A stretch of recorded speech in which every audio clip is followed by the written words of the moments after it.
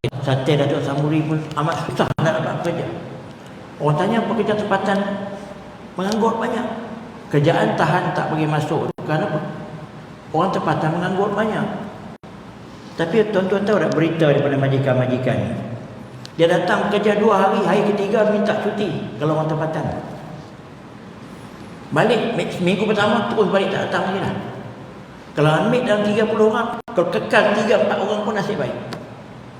Jadi kalau factory, kalau orang buat kontraktor, orang buat pembinaan, kalau orang buat kedai-kedai makan, kalau stesen minyak, kios macam mana? Sebab tu tuan-tuan tengok, kios-kios tu siapa dia?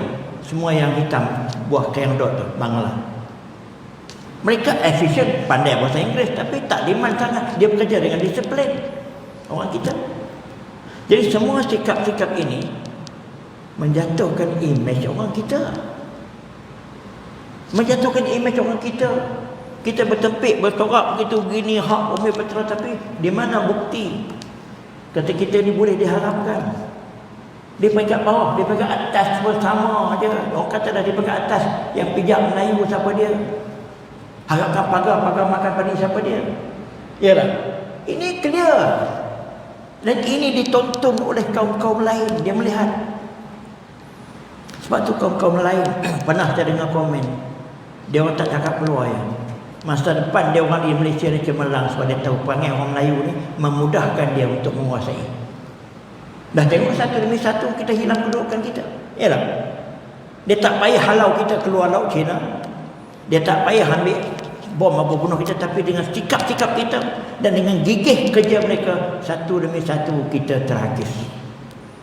Yalah. Itu kita tengok. Kita tengok semua hal. Sebab itu Tuhan kata, kalau kita bersikap macam tu, kita hina di dunia. Di akhirat, tuan-tuan tahu sendiri.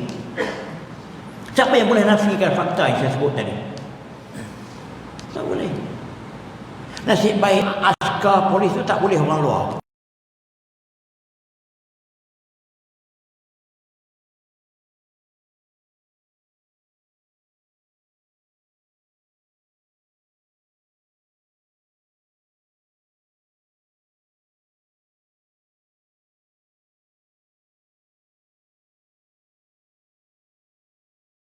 Tanyalah Dr.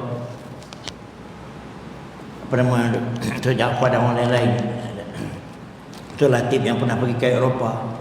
Orang Melayu kita kalau berada di Eropah, bekerja kuat. Dia boleh buat part time, dia buat bagi master, buat PhD, dia boleh buat part time, dia boleh angkat benda-benda yang macam-macam. Nak cari duit tambahan, yalah. Tapi bila berada di tanah air sendiri, dia pusing 360 derajat perangai ni. Dia kata bumi ni bapak dia punya. Memang bapak dia punya, dia dah tak ada. Ini saya cakap ni saya sebagai orang Melayu. Tuhan sebut ini 100% tepat, bukan 90% lagi dah.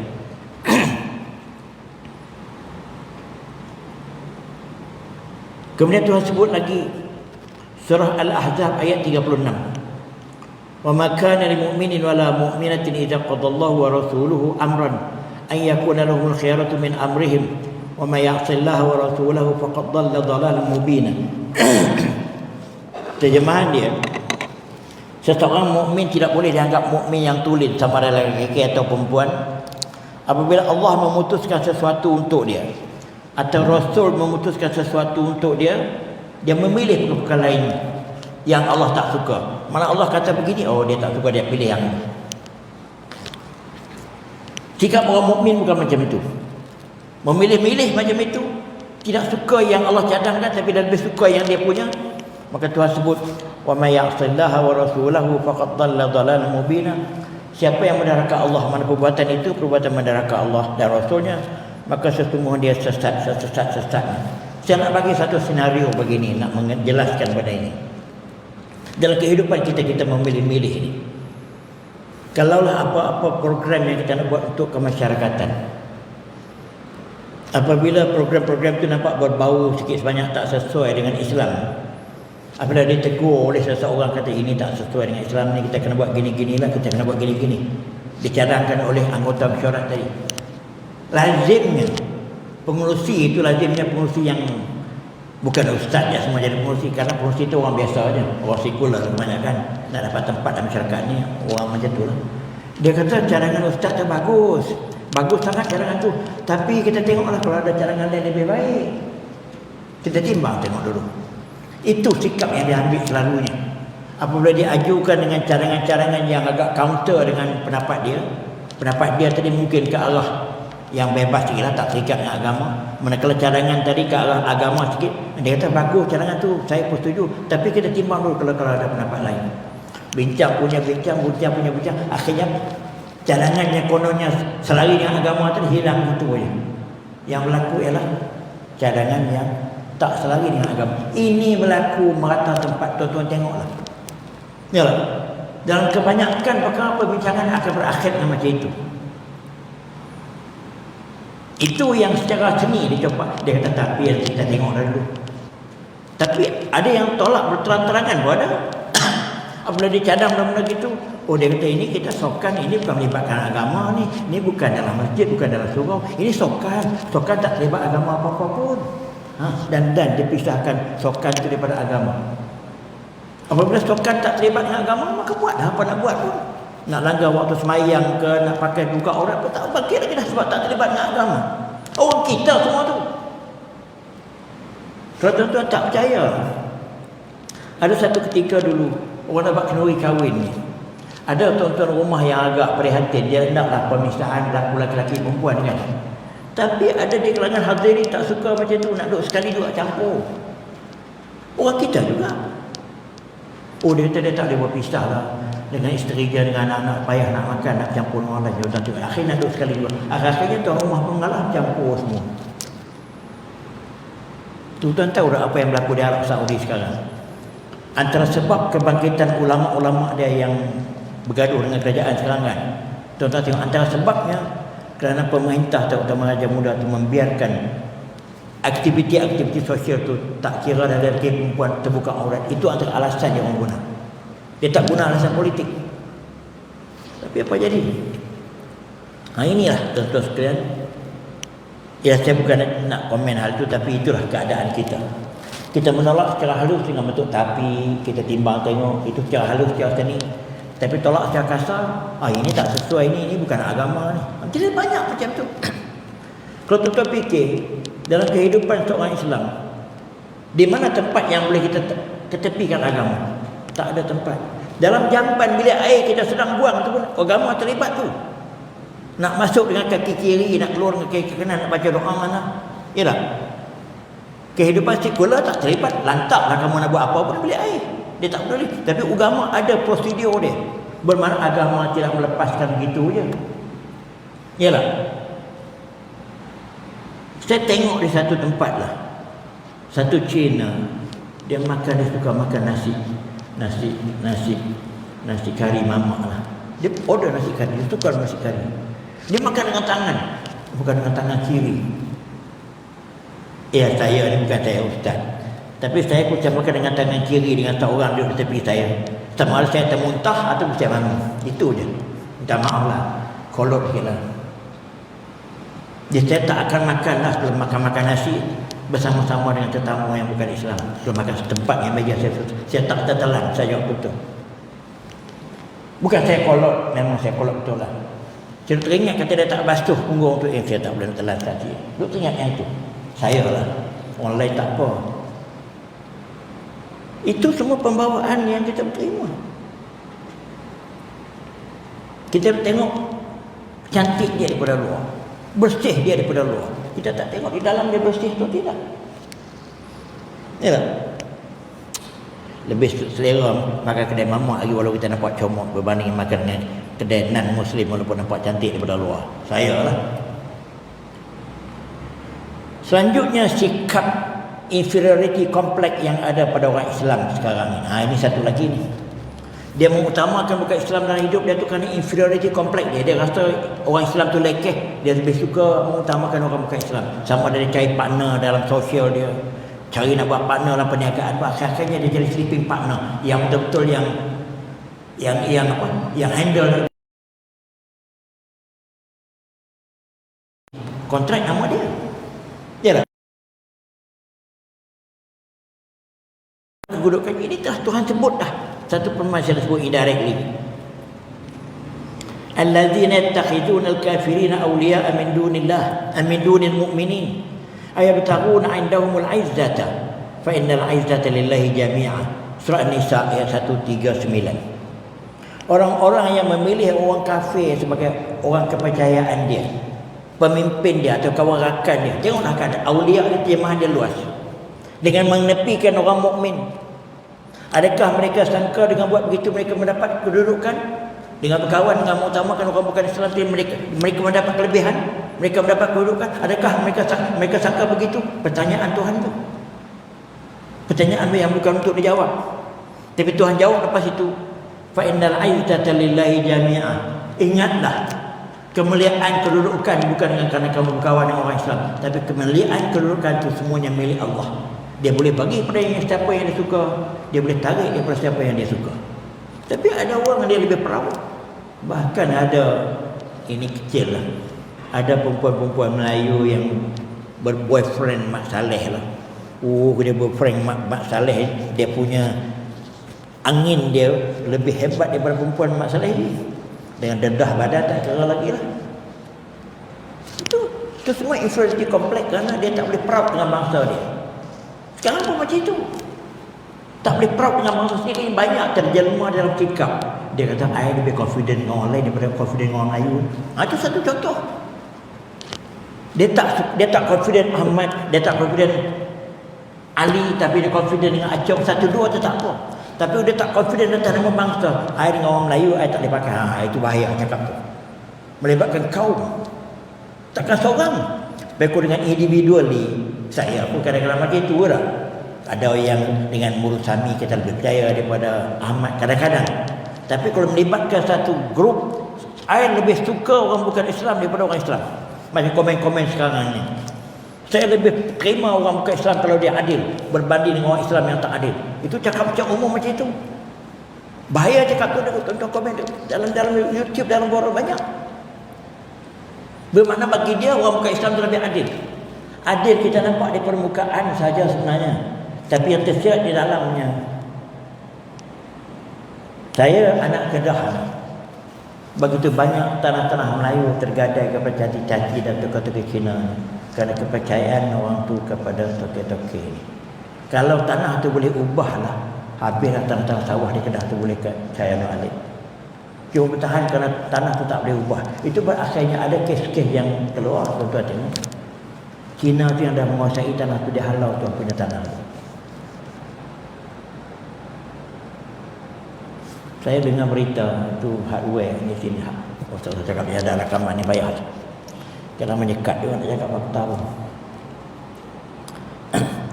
Jadi kita lebih percaya kepada non-Muslim, sehingga kita mengabaikan orang Islam kita sendiri dengan kerana sikap-sikap itu.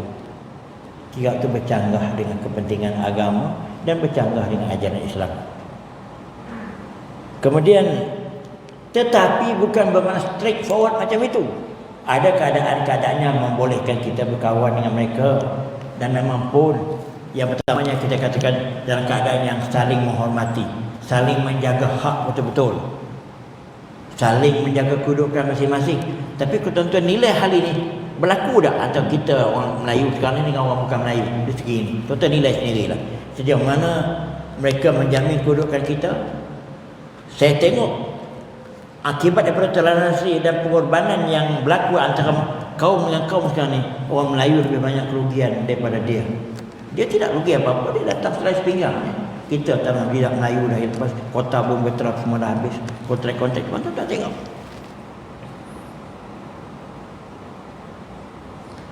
Kecuali jika kita memerlukan bantuan mereka dengan siasat-siasat tertentu. Seperti kita ni, orang Islam ni berada dalam negara yang minoriti, orang Islam sikit, orang bukan Islam ramai. Maka ketika itu kita perlu betul ansur dan kita perlu mengalah. Maka dalam keadaan itu Tuhan izinkan macam pergerakan-pergerakan petani, dia terpaksa ikut kehendak kerajaan pusat. Tak apalah, di Chechen, Uyghur di China, Mindanao di Filipina, ya tak? Dia mesti kena ikut, kalau tidak siapa. Itu pun dalam keadaan ikut pun masih tertekan. Tuan-tuan tengok, tanyalah apa. Tanya orang tani kita banyak sini. Jadi sementara benda tu kita majoriti dan kita boleh dictate mengapa kita tak gunakan majoriti itu untuk kepentingan kita, tetapi dengan tidak mengenepikan dan menzalimi mereka. Kedudukan mereka terjamin. Saya cakap tajuk dia malam tadi di surah As-Sabah, surah yang cantik, orang intelektual semua. Dia orang terima. Saya takut nanti ini cakap ustaz politik ni. Sebab benda ni menyentuh kedudukan kita orang Islam dan orang bukan Islam. Maka kerana itu tuan-tuan sekalian,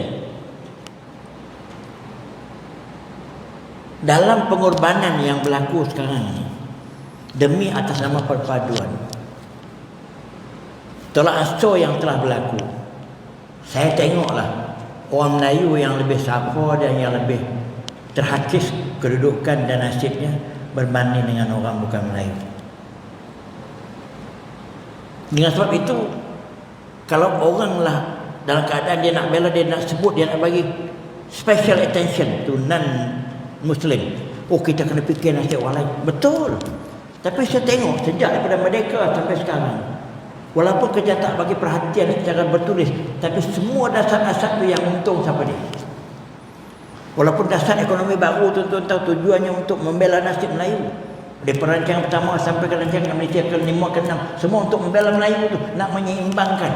Orang tengok dari segi kertasnya orang sakit hati. Kata ini projek untuk Melayu ni, projek-projek semua untuk Melayu, bajet-bajet semua untuk Melayu.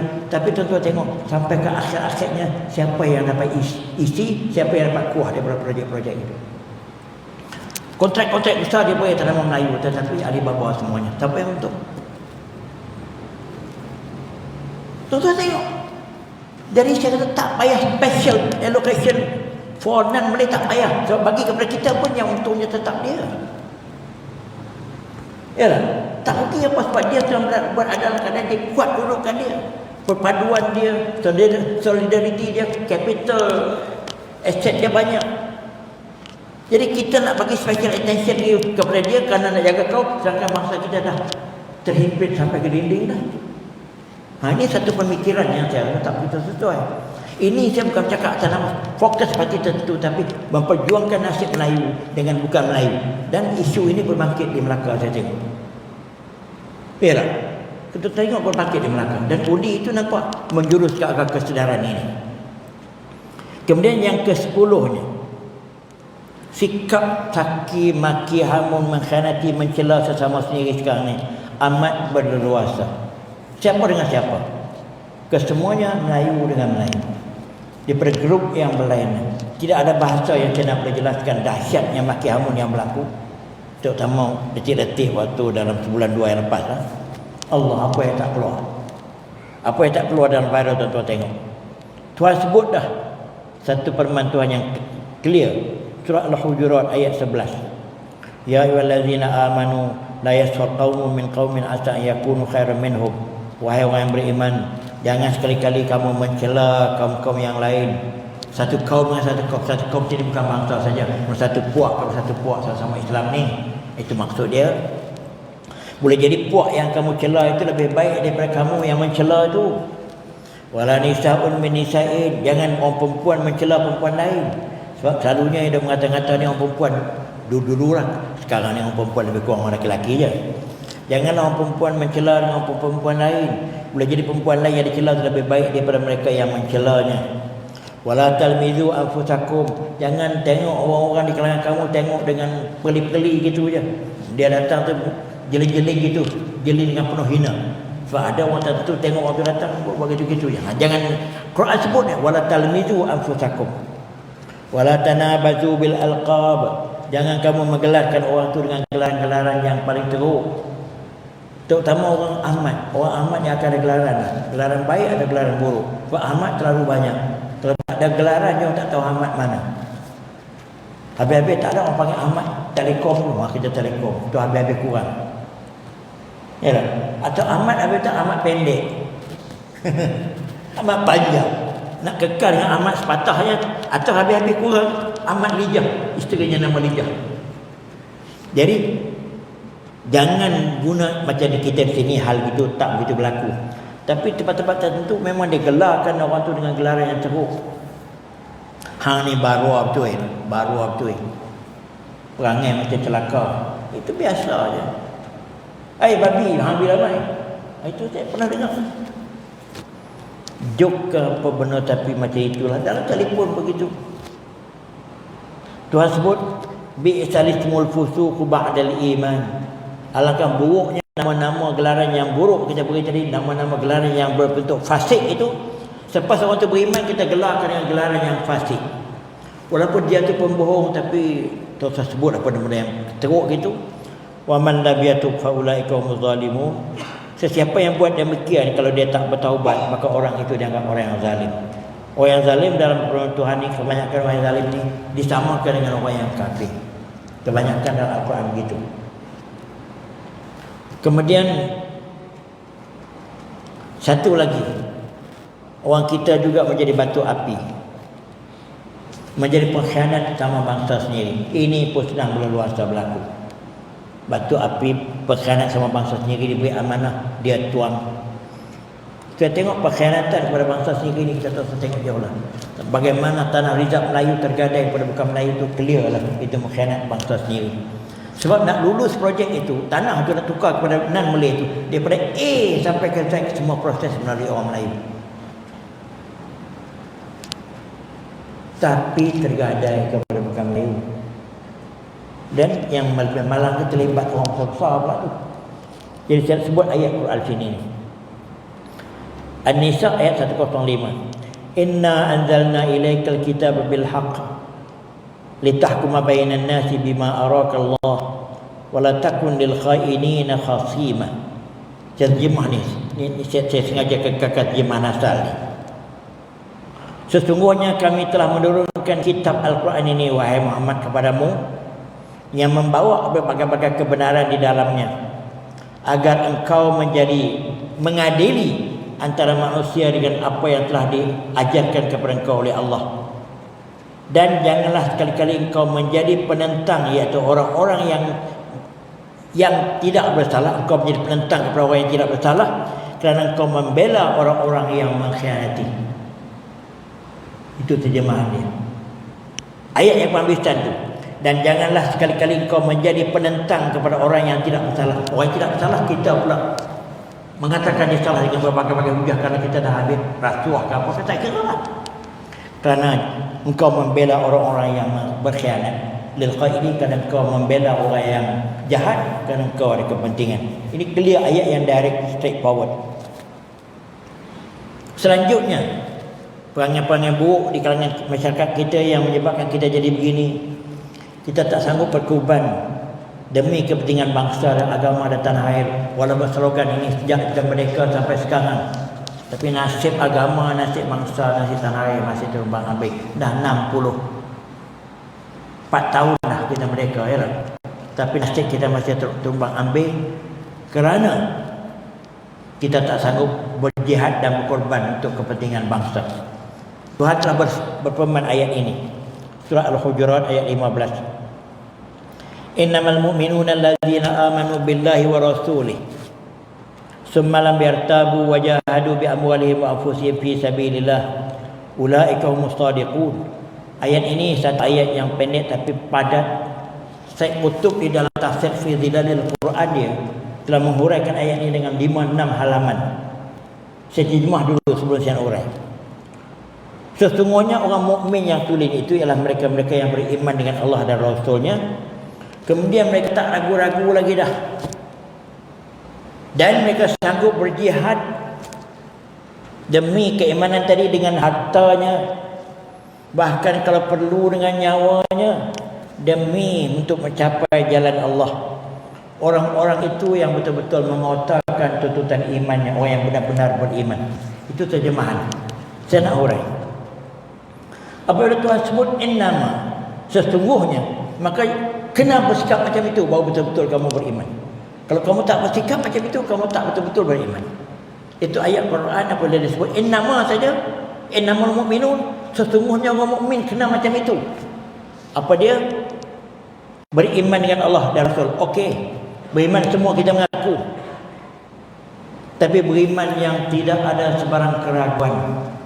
Sebab tu dalam beriman, tuan-tuan sekalian, tidak boleh terdapat sedikit pun keraguan. Keraguan ni apa dia? Ketidakyakinan kepada keimanan. Misalnya, Macam tadilah cadangan nak buat apa-apa. Kita tengok dah dulu kalau ada cadangan lebih baik. Itu ragu-ragu lah. Itu memang ragu-ragu. Tak yakin yang Islam itu lebih baik. Berbagai-bagai anjuran kalau yang berkaitan dengan Islam, kita akan bertemu dengan berbagai-bagai tabi, berbagai-bagai tengok dulu orang Islam. Contoh tengok ni RU 355 tu kalau kita jadi isu lah. Sejak daripada BN dulu sampai lepas tu PA dan lain-lain. Penentang lah siapa dia? Kita tengok orang Melayu belakang. Maka kita tengok itu. Kalau orang bukan Melayu menentang tu elok aja. Tapi yang menentang tu siapa dia? Tu kita tengok. Mereka tidak ragu-ragu lagi dah. Dan mereka membuktikan ketidakraguannya tadi dengan sanggup berjihad. Berjihad jadi ada banyak pengertian. Berjihad ni maknanya sanggup mengenepikan kepentingan diri. Itu maksud berjihad. Berjihad yang paling tinggi sekali berjihad di medan perang. Melawan musuh mati syahid. Tapi berjihad juga termasuk melawan kehendak nafsu kita. Nafsu amarah yang membawa pada maksiat kita lawan. Sebab itu Nabi pernah ada satu hadis yang saya tak ingat matanya. Jihad yang paling kuat sekali ialah jihad melawan nafsu kita. Seorang yang gagah perkasa dia boleh mengalahkan musuh beberapa orang, tapi belum tentu dia boleh mengalahkan nafsu dia. Pernah satu tok guru pondok dia bercakap sedap. Dia kata nak tahu iman kuat tak kuat dia uji. Sebab itu Tuhan kata dalam satu ayat, saya dah terlupa ayat tu. Ahasiban nasu an yutraku ayaqulu amanna wa hum la yuftanun. Ayat pertama saya tak baca dengan lengkap. Adakah seseorang itu dikira dia beriman apabila mereka mengatakan kami beriman tapi mereka tak diuji? Jangan begitu. Maknanya nak mengaku bukti kata mereka beriman atau tidak, dibuktikan dengan diuji terlebih dulu. Diuji lazimnya, diuji perkara-perkara yang boleh menggugat keimanannya. Jadi Tok Guru yang saya sebut ni, dia kata macam saya ni pun memang pergi haji Mekah, belum tentu kalau letaklah sebuah bilik bagi perempuan lawa, takut serban ikut terbang kata dia. Dia kata gitu. Itu ujian yang sebenar. Tuan-tuan tengok sekarang ni ujian yang paling besar sekali yang menggetirkan keadaan kita ni, ujian dengan rasuah. Penampilan di permukaan ni hebat, demi bangsa, demi agama apa semua kita dengar. Tapi apabila urusan yang dibuat under table, duitnya di sana sini masuk, tuan-tuan tengoklah itu yang berlaku. Itu ujian sebenar. Tentang apa yang berlaku dalam mahkamah itu sebahagian kecil je tu. Banyak lagi yang lain-lain. Jadi dengan sebab itu, bukti kita dah sanggup berjihad berjalan Allah tadi dengan harta benda.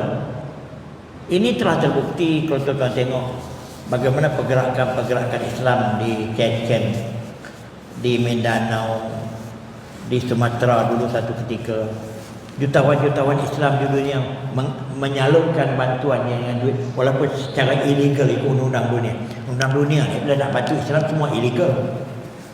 Biasa ya lah. Walaupun benda tu dah proper tapi ilegal, kena buat secara yang sembunyi-sembunyi. Tapi mereka sanggup sampai berjuta-juta bantuan itu. Kerana mereka itulah pengorbanan yang dia buat, dia nak ganjaran Allah walaupun dunia mengutuk. Banyak macam itu. Banyak macam itu. Saya dengar ini orang bukan Islam, Bill Gates, jutawan nombor 1 dunia.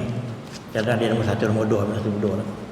Dia tidak tinggalkan harta pada anak perempuan dia. Nama saya tengok anak dia seorang je. Dia semua buat yayasan. Duitnya yang beratus bilion itu kepada yayasan. Cuma dia kata dia train anak dia bagaimana untuk nak mendapat duit. Pelatih dia bekerja pandai. Dia tak tinggal pada anak dia. Kalau dia tinggal anak dia tak payah buat apa-apa pun. Yalah. Tapi sikap macam tu kalau orang Islam, Allahu Akbar. Dan yayasannya tu banyak, yayasan di bawah kelolaan Mahkamah Satu lah, bagi bantuan di Afrika berbagai-bagai lah. Tapi yang untungnya ialah negeri-negeri Kristian lah. Tapi kalau orang Islam macam itu cukup hebat. Waktu zaman-zaman dulu yang saya tengok, saya masih belum kahwin lagi, Malik Faisal Arab Saudi. Terlalu banyak dia alirkan bantuan pada dunia Islam. Termasuklah di Kuala Lumpur tu, di Malaysia, banyak di negeri lain.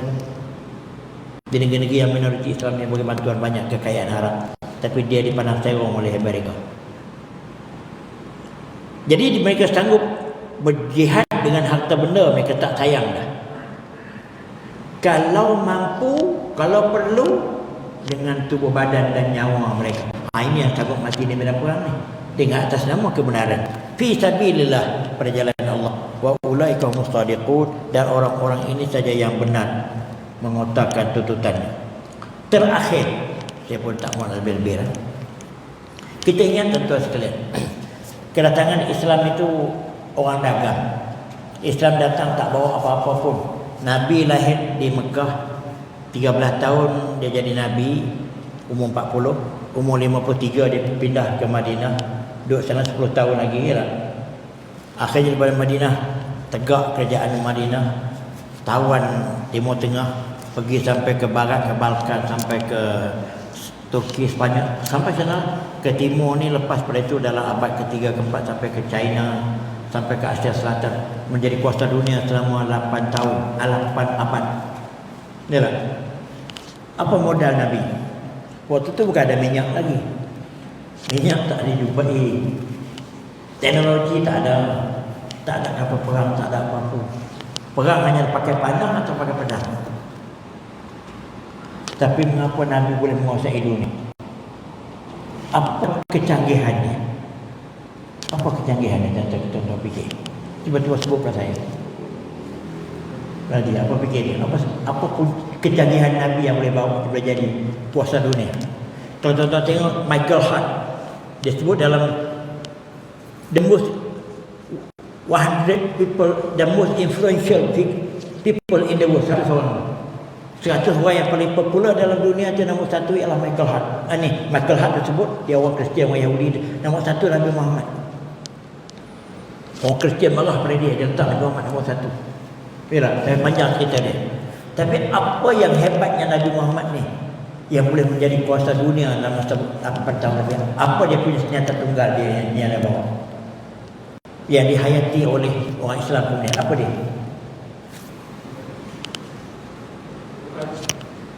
Quran tu umum sangat.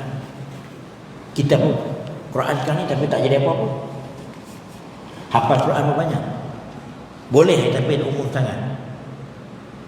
Dia membawa la ilaha illallah, dan dia memastikan setiap orang yang mengatakan la ilaha illallah tu mati dengan kalimah itu. Sanggup berkorban dengan kalimah itu. Tak sanggup melanggar perbuatan tingkah laku perangai walaupun sedikit yang menyentuh kalimah ini.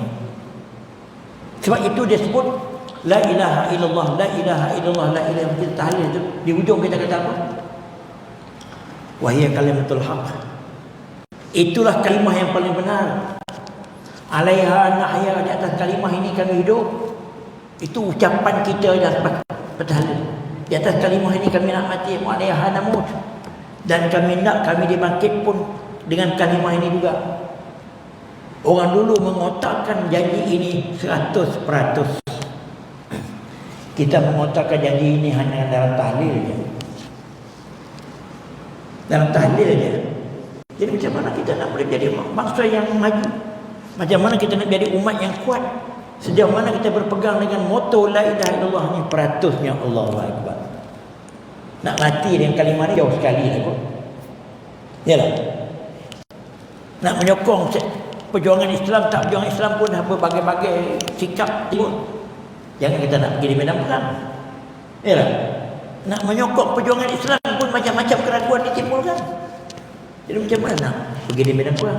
Jadi Nabi dia menjaya mendidik umat Islam pada zaman dia, dan diteruskan pada masa sahabat, diteruskan lagi oleh pemerintah-pemerintah lepas itu. Mereka tegak dengan kalimah la ilaha illallah. Bermakna mereka telah naik sampai ke puncak dengan la ilaha illallah. Kemudian dengan kelalaian mereka, apabila la ilaha illallah itu mula dilonggarkan, kita sama sikit. Apabila la ilaha illallah itu mula merosot, mula diabaikan, maka satu demi satu kerajaan Islam mula tumbang. Di Delhi, di India, kemuncaknya jatuh kepada peperangan salib di Balkan, yalah. dan di Asia Tenggara pun dah mula satu. Sebab perjuangan la ilaha illallah itu telah mula slow, lepas itu banyak tujuan kebendaan. Tuan-tuan tengok bagaimana kerajaan Islam di India jatuh kerana mereka mengenepikan tempatan, mereka menindas sama tempatan. Berbagai-bagai keadaan cerita berebut kuasa, terutamanya di puncak kerajaan Abbasiyah. Perebutan istana, perebutan nak jadi khalifah tu, anak tiri dengan anak belah, macam-macam, sampai berbunuh sama sendiri pun ada. Maka ketika itu satu demi satu kekuatan Islam merosot sebab perjuangan dan juga penghayatan la ilaha illallah telah mula lemah. Saya nampak apa yang kita sedang alami sekarang itulah bibit-bibitnya. La ilaha illallah itu hanya kuat ketika bertahlil arwah di masjid saja. Tapi sejauh mana kita berada di atas tuntutan syahadah itu, tuan-tuan sebutlah. Sebab itu saya tengok, saya sengaja bagi dalam YouTube saya tu, tuntutan syahadah itu panjang juga. Sebab saya nak tegaskan sejauh mana keperluan syahadah kita tu kita tunaikan betul-betul. Atau sekadar kita tunaikan dengan solat 5 waktu, kita buatlah sikit-sikit. Tapi sejauh mana kita berada, kita sanggup berada di atas kehendak dan tuntutan syahadah itu. Dan itulah punca kejayaan Nabi. Selama mana kita tidak kembali kepada kekuatan ini, kita mencari berbagai-bagai kekuatan lain, kekuatan demokrasi, tapi demokrasi yang melemahkan kita. Yalah, demokrasi yang melemahkan kita berpecah. Kita ada kekuatan ekonomi juga, corruption lagi banyak, maka yang berjaya segelintir, yang miskin lagi banyak. Sebab kita berlindung di sebalik kekuatan-kekuatan lain yang bukan kekuatan tulen. Kekuatan tulen ialah kekuatan la ilaha illallah. Aqulu qawli hadha wa astaghfirullahal azim li wa lakum wa li sa'iril muslimin wal muslimat fa ya fawzal mustaghfirin wa ya najatat taibin walhamdulillahi rabbil alamin. Taqabbalallahu minkum.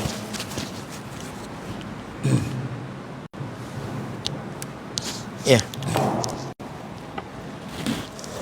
Maaf, sikit ganggu sikit 2-3 minit.